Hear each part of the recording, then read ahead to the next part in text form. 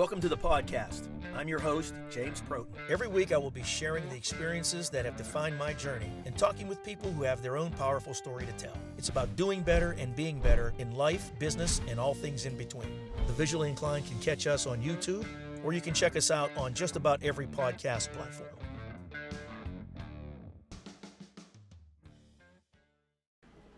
Good morning, everyone, and welcome to the podcast. We're back here at Chico Bocello, our home away from home, although we may look a little bit different today. We've got a different setup. Nick's trying something new, a different format, a different setup for the show. But here we are, Chico Bocello in Canonsburg, and we have a great guest today. Our guest is Lindsey Hanlon, and that name may be familiar to her because her husband Mike has been on the show. Lindsey, welcome. Thanks for joining us. Thanks for having me, James. I'm really excited to be here. This is good. This is exciting. Yeah. You know, I have knowing Mike and Dion Malish very well, and I didn't know anything about you other than you were Mike's wife and you had kids and you were doing all these things. And then I come to learn, like, you do all kind of really cool stuff. You have a podcast, you've written a book, you're an entrepreneur, you're all these really cool things. I couldn't wait to talk to you. That's very kind of you to say. It's been a journey over the last couple of years. I feel like as I developed as a mother, you get a little bit, I would say, calmer, more chill, maybe feel a little bit more empowered to do more things. So it's just been a journey since our last, and it's been a fun, I would say, 4 years of trying new things. So, yeah. That's really cool. Now you're local. You're from Western PA, Connellsville, right? Yes.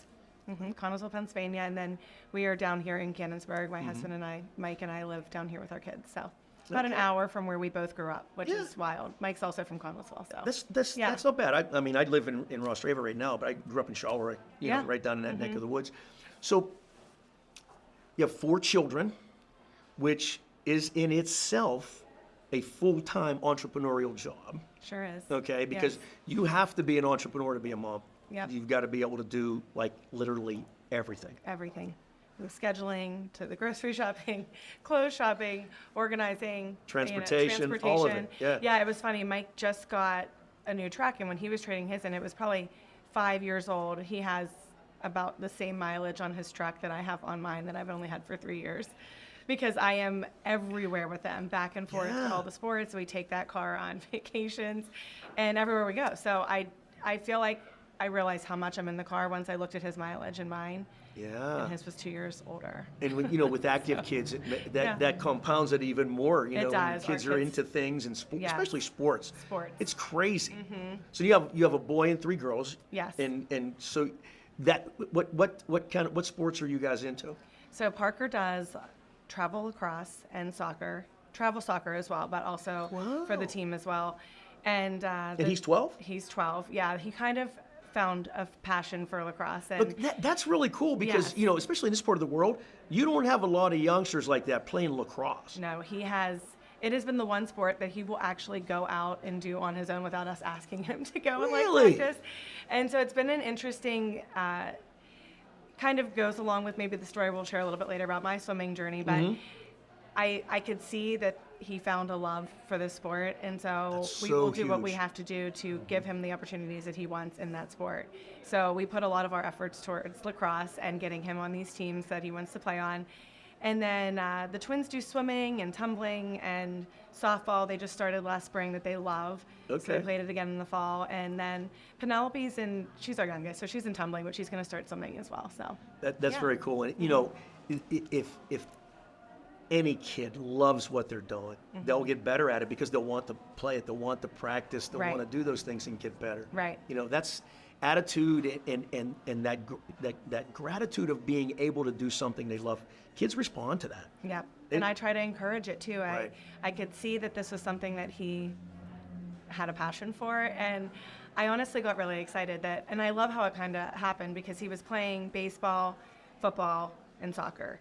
And there were 2 years that he had to make this travel baseball team, which he didn't always love it, but I do feel like to get better at some of those sports, you need to be playing with the kids that can make the plays, he was getting a little bored with rec. And so I wanted him to, You have to compete against people, kids that are better than you. Right. You have to. It goes with anything. It goes with anything. And it was like kid pitch when it was starting to get like, no one was hitting a ball, so he's bored, And so when he found lacrosse, and he kept saying, I want to play lacrosse, and I didn't know anything about it. So I was like, I don't know, okay. And so he did rec for 2 years, and he's like, Mom, I really want to try out for these, these travel teams. And I was like, I don't know when they're, so I kept missing it. And so finally I got him in to the tryouts, and he made it. But I love it for him because I feel like baseball, he was a little bit more slower pace for him. Like he needs to be fidgeting, so he loves that stick. Sure, and I have been amazed at how well these boys have, developed in that sport. It's really hard to run.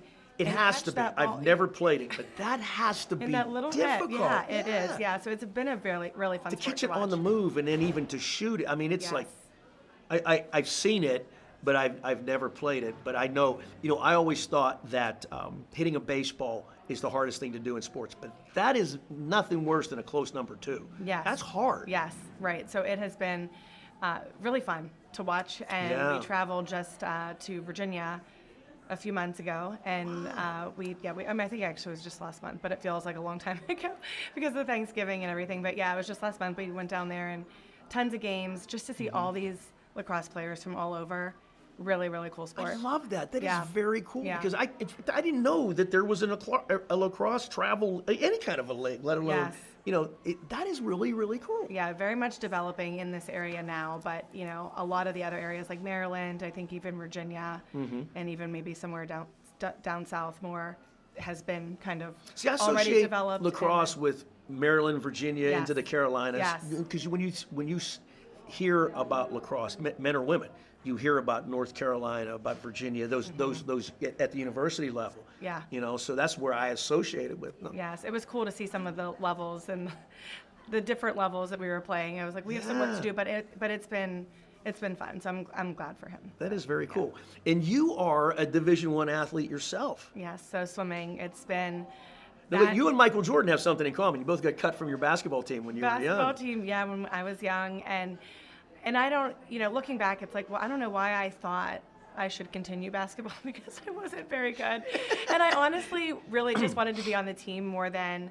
Well, your dad was a coach, right? My dad was a coach, right. And it was, my best friend played. And so it was like, you kind of do what you're surrounded with. Sure. I wasn't an awful basketball player, but didn't have that passion. You didn't love it. Put out on the, I didn't want to memorize the plays. I didn't care to. I was just like, I could, I was mediocre at shooting, and I had good endurance. Like I could, I didn't mind, raising my heart rate and running around. But I got cut in 9th grade, and I remember my dad picking me up, and I'll never forget like the sound of his cabriolet, his Volkswagen cabriolet, and I was like, this is so embarrassing. Like I was so upset. Like how am I going to go to school the next day? Because I was in 9th grade, so it's like. You don't want to be cut. It's kind of like an embarrassing thing, right? It's a hard thing to do. It's hard, yeah, especially at that age. And so he was like, you know what, Lindsey, we can just keep practicing until next year. You can try out again. You can try another sport, or you could just, don't have to do anything. But I wanted to be a triathlete, so I did cross country. My winter sport was basketball, and then I did track. And I was like, I'm going to try out for the swim team. I remember crying over my homework and saying, swimming has always just from watching the Olympics, the water, there's something about it. And this was way before Michael Phelps made it the really cool sport, the noticeable sport. It was way before then. And I said to my mom, I'm going to try out for the swim team. And she didn't really say a whole lot. She was just like, do you want me to go with you? And I was like, no, I'm good. And at that time, so 9th grade. You hadn't done much swimming at that point. No, I swim at, you knew how to swim, but over the summer, but I didn't know any of the strokes. But the high school was actually 10th through 12th, so I had to walk from the junior high down to the high school. 2 weeks into their already swimming program, I just said, can I try out for the swim team? Just ask the coach. And she's like, sure. So I jump in. I thought I was going to die on that first lap. I was like, I might need an inhaler. I didn't know how to properly take a breath. I'm just trying to follow these girls. Just jumped in with both feet. Just jumped in, and then one practice, she said, I need, you guys to come to lane 1. We're going to try breaststroke. And I was like, oh, breathe every stroke. That sounds fun. I just watched them. And she said, you're going to be our breaststroker. And I was like, okay. Had no idea. Every single You didn't even no know how idea. to do it. I ended up being the breaststroker. It was not. I will say it was not the real popular sport at our school. They didn't have an overly amazing swim team, so it wasn't, necessarily difficult to jump in and maybe Sure. be like, if you were already an athlete, be their breaststroker, right? So I was like, okay, I'll be a breaststroker. I just kept dropping time and dropping time. It became very exciting at the time because I was dropping tons You of were improving. seconds. You Yeah, were I was doing, yeah. improving, and I said to my mom, I want to continue to do this. So I started to swim for a YMCA. So then I began all year round swimming. Okay. And I did continue to do cross country and track up until my senior year, where I just went all in on swimming. So Okay. yeah, so it was very cool. And you got it. You went to Pitt. You were a member of the Pitt women's swim team. Yes, I was. And so it actually worked out that I left the YMCA swimming program and I needed to find another club. And so I knew Team Pittsburgh so this is my senior year. Team Pittsburgh was one of the best clubs you could swim at. So I Okay. told my mom I want to, go down to Oakland and practice. And Okay. she's thinking probably like, how am I going to get you there? Yeah. To all these like 5 a.m. practices. We signed up and I went. I met all these girls that, went to Oakland Catholic, and it was just wild just to meet some of the names that you hear of, through swimming and all the meets. But that's where I ended up meeting the University of Pittsburgh swim coach, because he also coached the Okay. club team. Okay. And I remember putting on my fins at one practice, and he said, "Have you ever thought about swimming in college?" And I'm not gonna lie, I didn't. I was like, no. I didn't know I would have an opportunity. He's like, I want you to come on a recruiting trip here. And so that's kind of how I Really? got my foot in the door. That is there. such a cool story. Yeah. Of it. I mean, you literally just decided to try something you'd never done before, and 4 years later, you're offered a scholarship to a Division I program. Yeah, it was crazy. It was very wild, and I was very grateful for it. And I think looking back, you get to appreciate it a little bit more. I think when you're in it, it's just kind of all evolving Right. and happening. But like looking back, I'm like, that is always a divine plan, always a godsend for me. Just listening to those little voices that are just saying, Yeah. go and try this. And then not being afraid to go and do it. How many people would have just been like, I don't know how to swim, I'm not going to go, or keep trying, or try to teach yourself before you take the leap. I just went and just jumped in. I was like, I'm just going to go and do it. Yeah. And, even back then, that, when you think about those types of things, that's an entrepreneurial mindset, right? And, do it before you're ready. you were more than prepared for everything that came after that. So, but that's not the end of the swimming story, No. right? So you were at Pitt for one season, 2 years, 2 actually. years, Yep. and but that didn't work out. It didn't work out. There was a lot of turbulence there. I was, there was just some, it's like I never want to get too into it, but there was just, it was making me too emotional. There was some energy with who I was dating, with some of the guys on the team, and there was just a lot going on that didn't really vibe with me. I don't think that for the longest time I realized how much I allow different energies to drain me, and We've all been there. and I didn't know how to Yeah. protect my peace. I was just like, Yeah. he was on the swim team as well. And so I was just like constantly engulfed in just horrible drama, bad energy. And I just Yeah. couldn't get away from it. compartmentalize it. No, I couldn't. I was just, You got to have time away to detox. and I didn't have in it. any relationship. No. I mean, even that's a very difficult thing to do. Right. And I think it was upsetting my parents too. They were just like, why is, and all my friends would say that she's beautiful, she's smart, she's fast. Like, what is wrong? You know what I mean? Like, and I didn't wrong? know. It's Yeah, my what's wrong mom with was this like, picture? I'll come down every Wednesday and I'll take you to the therapist and you can talk to her. And that's when she said to me, have you ever thought about leaving this school? And I didn't, because I mean, I was thankful. Like, Sure. it's a Division I school. It's an amazing school to get into. My dad went to medical school there. I had just like such ties, and I had best friends, right? So I had so many things that I didn't want to walk away from, and Right. coaches that I highly respected. So I started to look, at other schools, because it scared me, but also excited me that I might have an opportunity to go somewhere else and see go to a different school. another Yeah, try part of the something different, world, or right. try something new. And so I started to look at other schools like Penn State, Virginia Tech, and South Carolina, and I almost immediately knew when I got off the plane in South Carolina that I was going to go to school somewhere warm.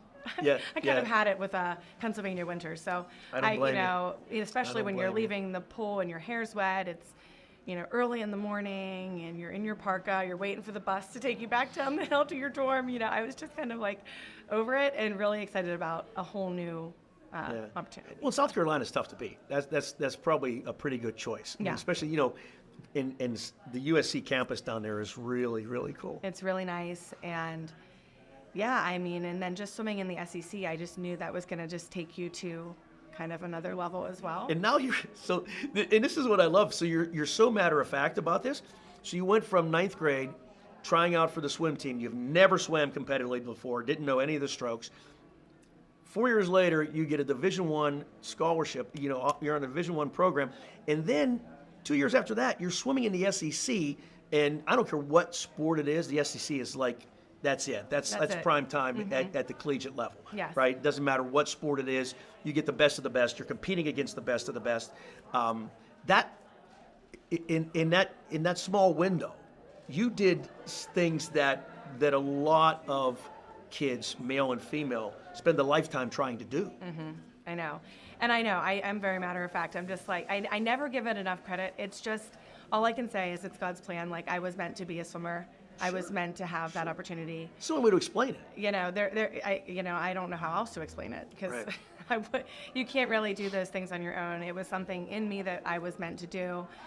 Everything lined up, and I wasn't afraid to take the opportunity. I just jumped right in. But I remember being at one swim meet at the University of Georgia. It was one of our winter invitationals, and I was swimming at the prelims and the finals, literally right next to an Olympian in the 100 breaststroke, like Jessica Hardy. I was like, oh my gosh.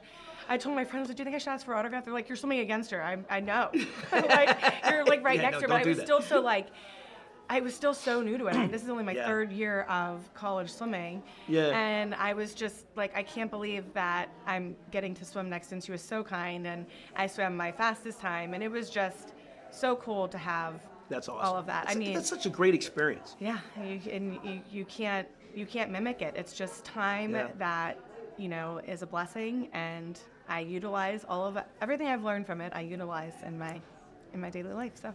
And that is so cool. I'm so happy to hear you say that, because, so often we minimize the lifelong impact of competitive sports.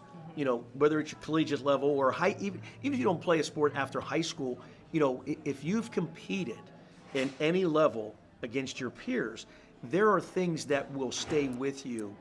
Okay, they'll not only make you better at whatever your chosen profession is, as a parent, as a spouse, although it's applicable to all of those things. Right, it is.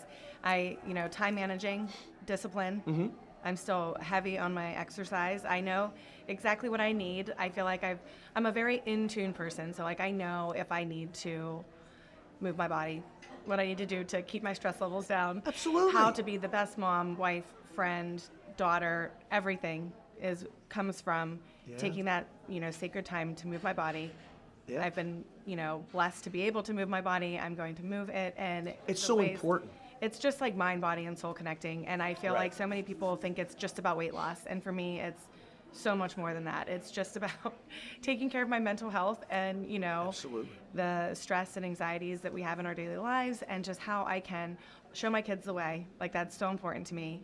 They show them the importance of staying active and healthy and taking care of yourself and your mind. Oh my goodness! I didn't always know this, right? So I'm at Pitt, where I'm just in this turbulent. I am exercising, right? I'm getting plenty of exercise. Well, you're. But at the same time, I didn't realize how much I was so out of tune with myself.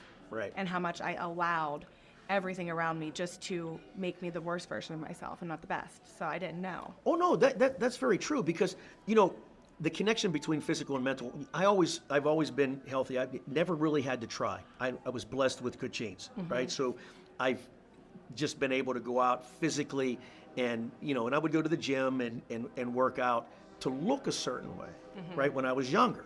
So then all of a sudden I start to get older. I'm in my 40s, then in my 50s, and now that I'm nudging my mid 60s, I do yoga every day. So I've gone away from lifting weights, and I feel stronger and healthier than I ever have. And I've learned to listen to my body. Right. So it'll tell me whenever I'm tired, I take a nap. Right. Right. It's okay to slow down. Right. Yeah. So the fact that you have been that in tune with your body and with that connection between the mind, body, and spirit, right? at such a young age. That's impressive, and that comes directly from that competitive piece. You know, that's Yep. important. It's so important, and I do the same thing. I know that, and Mike has been very integral in telling me that, hey, you don't have to go like full out, all out, 6-7 days of the week. In fact, you probably need, if you're going that hard, Scale down a little bit. maybe 2 days like off to like let your muscles recover a little bit. Like you'll be Yeah. okay. And that was something that was a little bit hard for me to understand right away, but I get it even more now. And so, you know, yeah, I work out early in the mornings before the kids get up, and I just have a much more productive day. And I always tell moms, you don't have to do it right when your kids are newborns. Like, I didn't always have this great schedule until they were all like sleeping through the night. Yeah. Had the opportunity to have like that consistency. You just have to make it easy, keep it simple, funny. and do what works for you. Yeah, and that is cool because it's very funny because, again, you know, in the society we live in, the aesthetic, the appearances, everything, you don't look like somebody who has 4 children. Do you know what I mean? Right. You look like a very physically active young woman. That you know. Right. So yeah, I do this. I work out. I run. I do these. Oh, by the way, I have 4 kids. Yeah, and You know, that's and one of my favorite things. that when would someone surprise me. says, You don't look like someone that has 4 kids. How old are your kids? You don't even look older. What does than that you look have a like? kid. And like, you know, for me, that's, you know, I feel like I've been so renewed. I don't think I always felt like myself always early in motherhood, but I feel like the more I've given myself the opportunities to do what excites me Yeah. outside of motherhood and follow God's plan for me and share my story, which you know, I told you earlier, I wasn't always like giving the credit it Right. deserved. I Right. felt like, oh, I was just lucky, you know. You just, you know, and you know, it's like, no, you got up and you made these hard decisions. You put yourself in very uncomfortable rooms and you've walked in there and you just did it. And so I think, you know, that just the opportunities that you could possibly have in life, what conversation, what divine plan is going to come next, always keeps me very excited You're absolutely and right. energetic. So, Yes. You know, God opens doors for all of us. Yes. But not everybody walks through them. Not everybody has the guts to take that step and walk through that door. You Right. did. And that's what it takes. It takes that desire to see what's next. Right. To understand that, you know, I got to trust. right. I have to trust in His plan, and I have to follow where that leads, or I can stay here. I can duck and stay where cover. it's comfortable. You know, Yeah. 'cause I always say comfortably uncomfortable. I don't ever want to be comfortable. Right. Right. You know, and that's saying an old men don't like. We want to be comfortable. You know, Right. and it's so easy to not get up and run, to not go and do the things that I need to do, and just plop in a recliner and watch a college football game or something. Right. That is so easy, you know, To do, and yeah. it's you don't realize the importance of movement. And you know, I was blessed that I always did it, Right. but I didn't realize how important it was in the moment until now, Right. when I know I have to do it now. Right, you have to do it now. Right. I feel like that's the only way we can actually tune in to ourselves and, you know, listen to the signs. And I feel like I get most of my ideas of what I need to do next when my heart rate is raised and I have been listening. And Right. my pastor, you know, he asked me about this because when he read the book, he was like, you always say like, I use the verse like, be still and wait on the Lord. He's like, but you don't talk about being still often. You talk a lot about movement. I said, but even when I'm moving, Still be that's when I'm most still. Exactly. Because I'm not Exactly. listening to the kids, to Mike, to Right. Facebook, to Instagram. I'm listening. What do you want me to do next? Yeah. What is it that you're calling me to do next? And I feel like so many people neglect that. And so it's movement goodness, in yes. exercise, but also movement in life. It's like you need to move so you know what your next move is. If you're just sitting still, you're not going to get a lot of good ideas. You're not going to feel great. Well, and It's gonna be, when you know, say be yeah. still, a lot of people take that literally. They Yeah. think that you have to meditate. You Yeah. know, you sit and I'm not the best meditator. But no, I'm not. You know, you can be still. It's getting your mind and your Yeah. that, Yeah. and you can be running a marathon and your Be heart is still. still, your mind is still. So you mentioned this, and it's another thing. You know, you wrote a book, so you just decided that well, I'm Gonna write about it. gonna write a book. Where's the book? Yeah, so it was actually something that was put on my heart when Parker was like 1 year old. So this is about 11 years ago, and I'd met with someone. And it's so interesting because looking back, it's like I'm talking to this woman who was so gracious to meet me. We went at Starbucks at the Galleria. And as I was telling her my story, I was so emotional. I was just crying my eyes out. The story, I wasn't ready. I was emotionally not ready to write it all down. A lot of the journey in the story hadn't happened yet. And so it was just God's time. I didn't think about it a whole lot after that, mostly because the twins came along and I wasn't thinking about much of anything besides just trying to survive.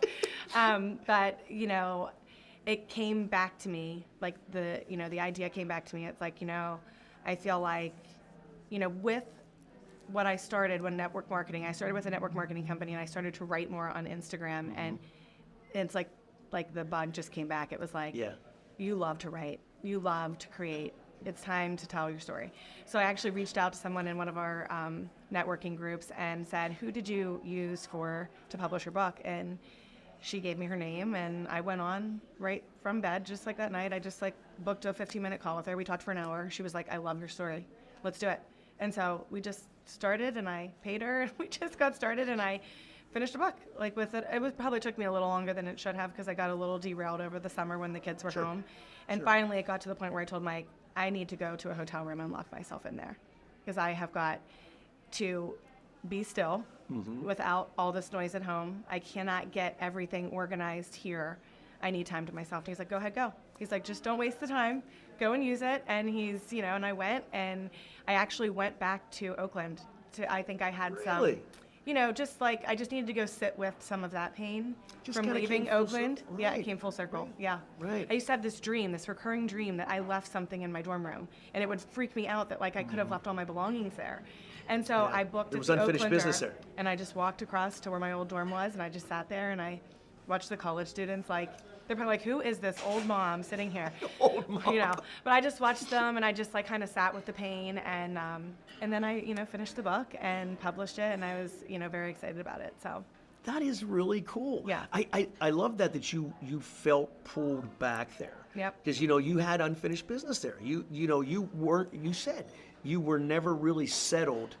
You never really settled in there and you never really settled with, you know, come to grips, you know, with leaving. Right, yeah, the emotion, yeah, there was a lot behind it. And I think that's too, like, I never gave it enough credit. It was just like, I just went and did it. And it was hard. That's hard to walk away from. Absolutely. You know, and it's hard to upset some people that you care for. And so, but you still have to do what's best and where you're called to move next. So, yeah.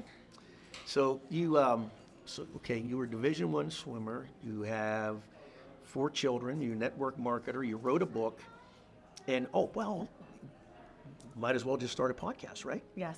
I actually did the podcast before I wrote the book. Mike's like, most people do it the opposite, but I don't like to be like most people, so I just do it my own way. I did the same thing. Yeah. We've been doing this for about a year and a half, and I have a book. I wrote a book that's going to come out in February. Very exciting. So tell me about your podcast. What's the title? The podcast is called Wing It, Rise Up. I'm actually at 100 episodes, and so I paused it at 100. Nice. So I could regroup and see if I'm going to do a season 2 and really just kind of really like hone in on the message. So I just wanted to make sure I was, you know, doing it right and just kind of take some time. I felt like 100 was so solid to get to, so I wanted to. Oh yeah, we're almost there. You're I think 95 or 96, something I love like it. that. Yeah, you're right there. Yeah, so I think it'll probably come back as I take the time to regroup and, you know, what will Wing It Rise Up season 2 be like? And yeah, but I'm excited about it. And just any chance I get to share my message. And it's really all about kind of what I talk about in the book, which is flying by the seat of your soul. And so going after things before you're ready to do them. If they scare you and they excite you, they're for you. And all the more reason why you should go for them. Absolutely. And I think that's something that people need to hear more of, because I think people sense like a fear, or they're nervous to do something, then they should just not do it, or they won't do it because they're not brave enough. And I always think that just things are working out always for us, no matter what. Everything is teaching you a lesson. If you don't make it, I have a lot of experience in that, where if something doesn't work out for you, something else better will come your way. Something will. And everything's an opportunity. And that's what I try to tell my kids. Like, and I mindset reframe that for myself now too. So if something goes wrong, you know, with the kids, or they get in trouble at school, it's just an opportunity to reset and have discussion. Absolutely. And it just gives you the, you know, opens the door for that conversation. So I just decided to start it because Mike got all this equipment in. That's kind of Mike's thing. Oh, I'm just going to order all this podcast equipment. Has someone come over and set it up, and then doesn't do one. So we're sitting on the couch one night, and he said, hey, I met someone that, you know, can get you a podcast up and running within 5 weeks on Apple Podcasts. Do you want to do one? I said, sure, I'll do one. And that's how I am. I am an Yeah, action sure. taker. Why I said, not? sure, why not? Yeah. I'll do it. Yeah. So I'll do a podcast. I had no idea what I was doing. And the first couple I had to do on my own, where I just kind of did my opener, and then I kind of talked about and it was really awkward to be in the room by myself with the mic. It is. And I was like, I got better at it, but the first couple were so awkward.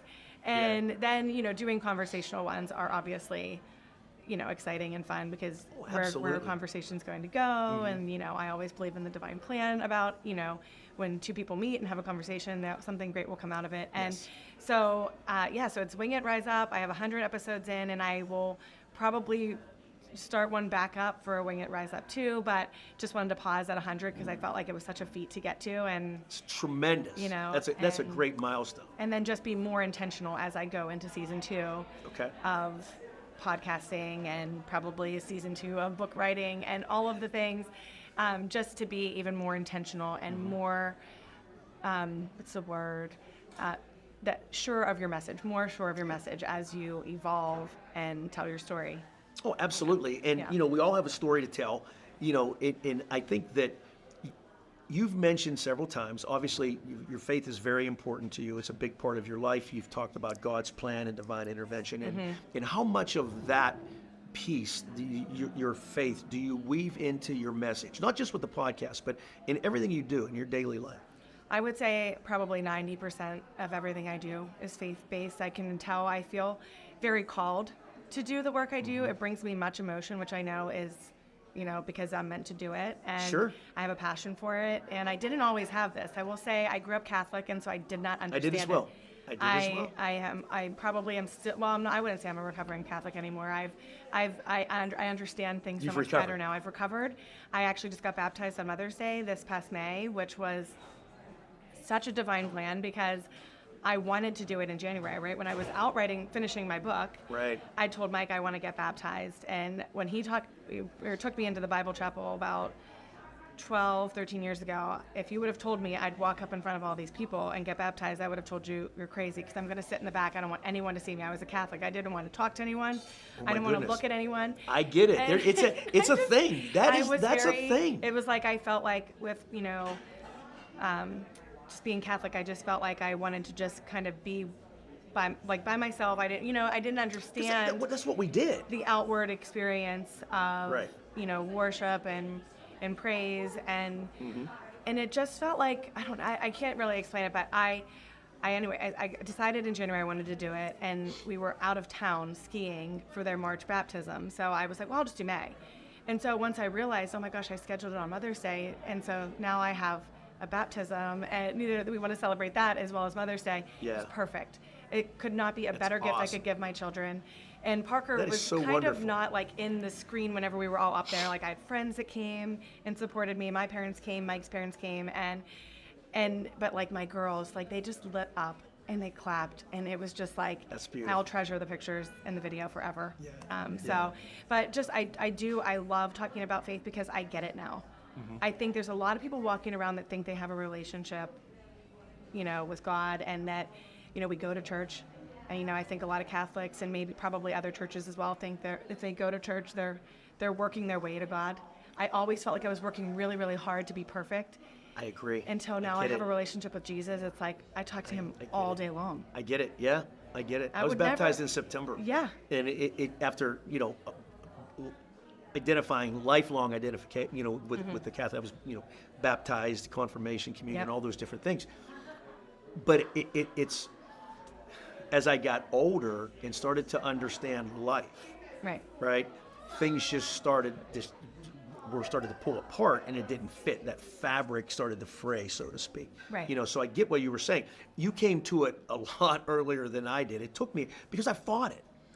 I felt a calling at a very young age, but I didn't understand it, because that Catholic upbringing was like, what is this? It was very rigid and stressful. I felt. Yeah, it was. And I didn't ever want to go to church. Now I'm like, you can't get me to not want to do everything at church. Absolutely. I run sometimes to my Christian music, which before it was all Eminem, and I still listen to my hip hop. I'm not gonna lie, and I don't think as a Christian that you have to be perfect at everything. I like music. Nobody expects us to be perfect. Hip hop has a purpose. I love even some electronic and whatever, but I do love my spiritual soulful runs is what I call them, is when I turn on my Christian playlist, and how grateful. It's like an offering back to, God and how he created me to be. I'm able to move my body.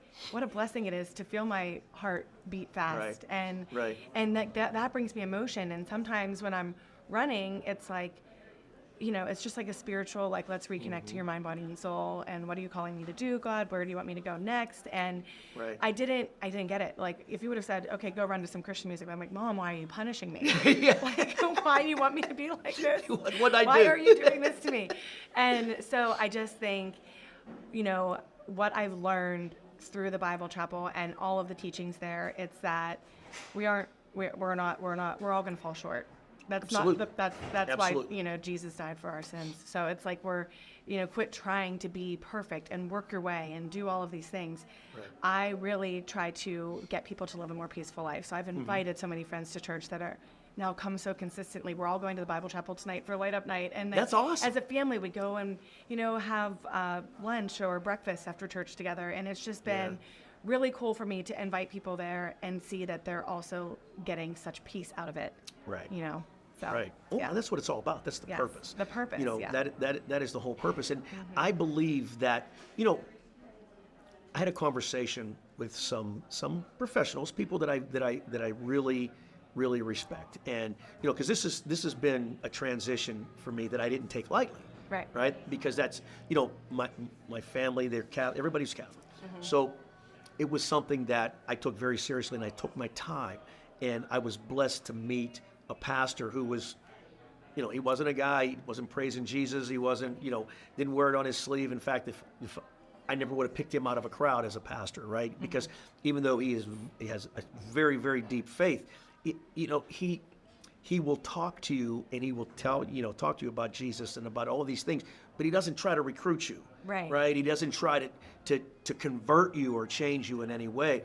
But he opens the door for you to be intrigued and curious and to step through it. Right. Just like we said, everything in life is an opportunity. I loved hearing you say that, because even the negative stuff, it's an opportunity for you to learn and grow and become better. Right. So you have to be grateful for the bad stuff too. I am always, because I feel like those are the lessons.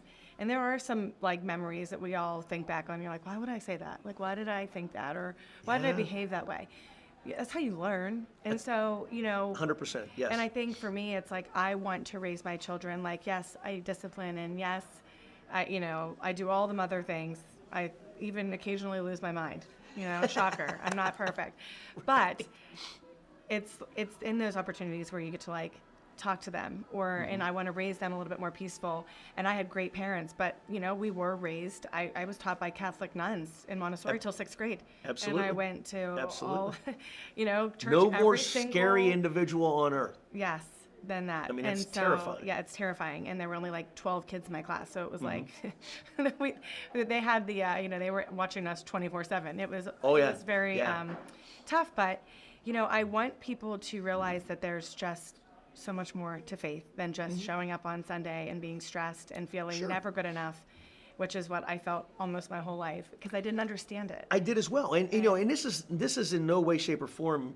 I love the conversation, but it's nothing negative about the Catholic Church, right? The Catholic Church, it's a very, I mean, there's a lot of Catholics on earth. There are, But I get it. I didn't understand that connection. I didn't have an intimate connection with Jesus, with faith in with general. Faith and right? means, and I didn't. Yeah, because I would go to church, and I don't think I was ever listening. I wasn't like engulfed in it like I am now. Yes. And I think whenever I say that, it's never anything against Catholics or really any other, church that's. It's all just different paths to get to the same place. It's just that if you're getting peace from that, that's great. But if you're not, let me show you a better way. Let me come to where I feel so free and so alive, and where I'm getting it. You see it in your face. Yeah. That's the really cool part of it, because I've seen that look, not just with you, and that's why I recognize it, because, I was never comfortable at Mass, right? Yep. But when I go to the Christian service on Sunday, I go and everybody is at peace. They're worshiping, they're praising, they're celebrating. It's a celebration. They have and the again, hope and the faith. there's movement, Yeah. there's music, there's all these things that I never experienced before. Yep. And nobody had to. Again, I don't ever tell anybody what to do or what to think or what to feel. But when I write my blog or even the book that I wrote, right, you'll get this. I just talk about my experience. Right. Let's say I made a lot of mistakes. Right. Right. So I'm not saying that I would never say I'm right, you're wrong, or you should have done it this way. So this is what happened to me. Okay. And here's how I responded. It knocked me off my feet. This is what I had to do to stand back up. Yeah. This is what I had to do to keep moving forward. rebuild, So if somebody finds that path and understands it, and but you got to bring that into yourself. You got Right. to bring it to you. Right, and I think that's why I said like 90% of the work I do is faith-based, because I do try to have a gentle approach to religion. I'm never judgmental.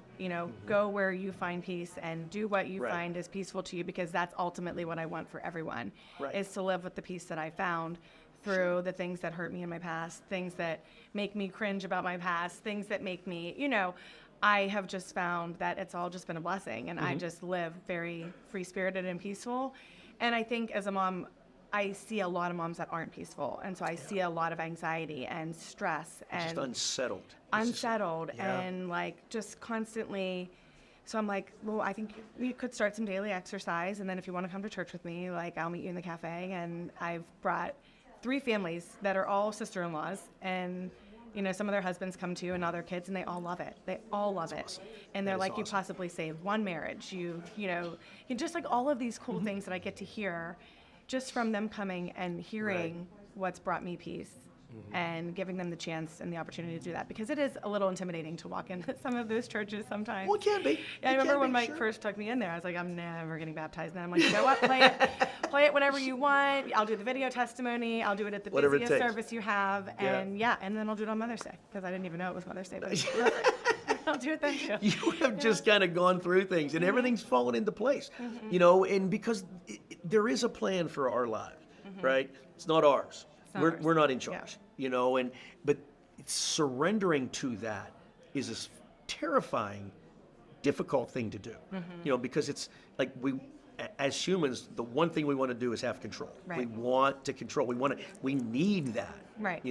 And not having control and just putting yourself out there in the unknown is scary as heck. It's scary. It's hard to be vulnerable. And I Yeah. know that there's a part of that, on social media where I have, that's probably one of the hardest things to do, is to, really show up authentically on social media. But I will say that that's the one thing that I really hold true to myself, is that I want people to say, you're exactly who I thought you would be Good for from you. social media. Good That for is you. integrity to me. That is everything to me. Authenticity is everything. If someone said, "Oh my gosh, she has nothing like she is on social media," that would probably.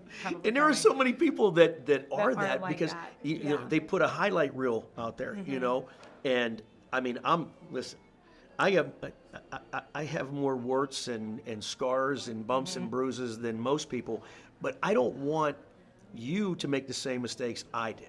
Right? I don't want this person to make the same mistake. If I can put that out there, yeah, listen, I screwed up. I screwed up. I got divorced, and it was completely and totally and utterly my fault. In the beginning, I did the finger thing, right? Point blame, But, yeah.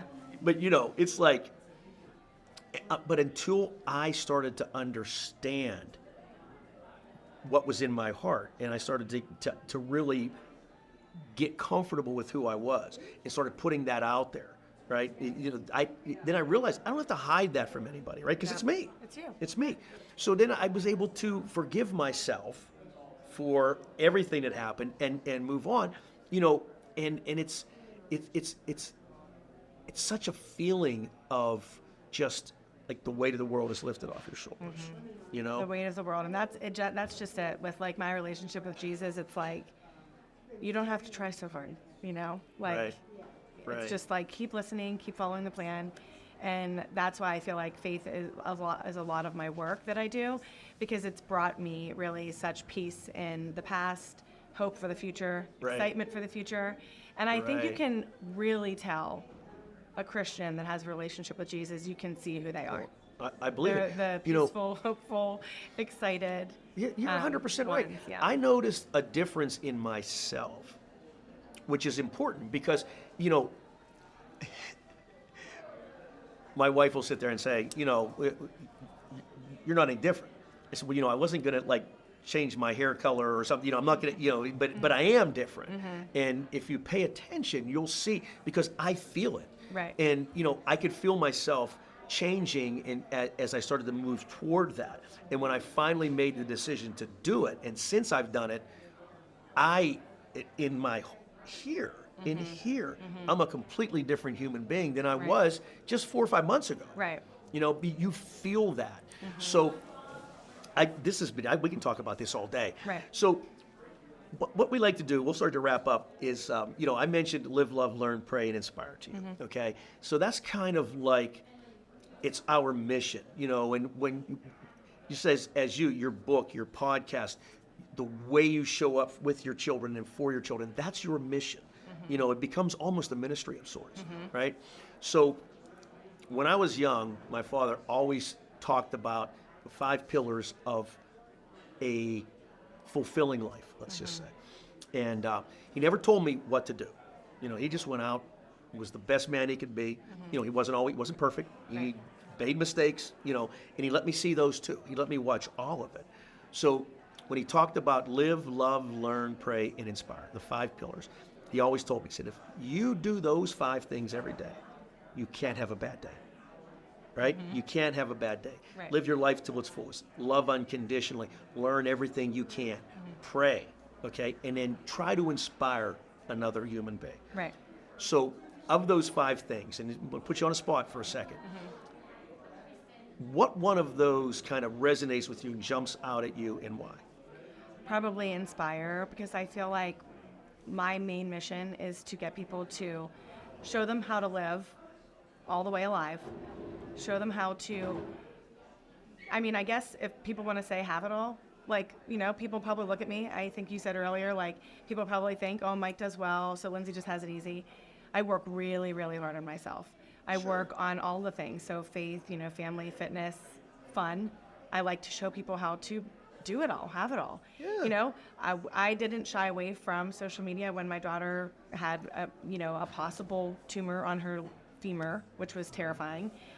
I showed up and I said, we serve a great God, and everything's going to be okay. And it was not an easy time, and that was probably a time where I was praying and just focused on this. God has a plan. We have hope. Yep. And just focus on that. But don't shy away from those things. Show people how you can work through the difficulties, but also have excitement for the future and how everything will work out, and just live peacefully and just live. Because like I said, you see a lot of people with stress, anxiety, worries. You're not meant to live like that every day. And if you think, how many days do I have left? And you're going to live every single one of them that stressed, you got some work to do. That's exactly You right. got some work to do. So. Well, listen, my friend, thank you so much for joining us. This was wonderful, and I knew it would be. And when you fire back up, and Nick and I would be happy to come. Would love to come on your show. Please come on to mine. Yes, Absolutely. Now it might be just affirming that I'm going to have to start it back up. There really, you go. Really missed You the mark. have to now, because you put it out there. I did. The Yeah. universe is conspiring. Well, thank you so much. Thanks, James. Have a wonderful Appreciate it. holiday, Yes. and enjoy. Yes, you as well.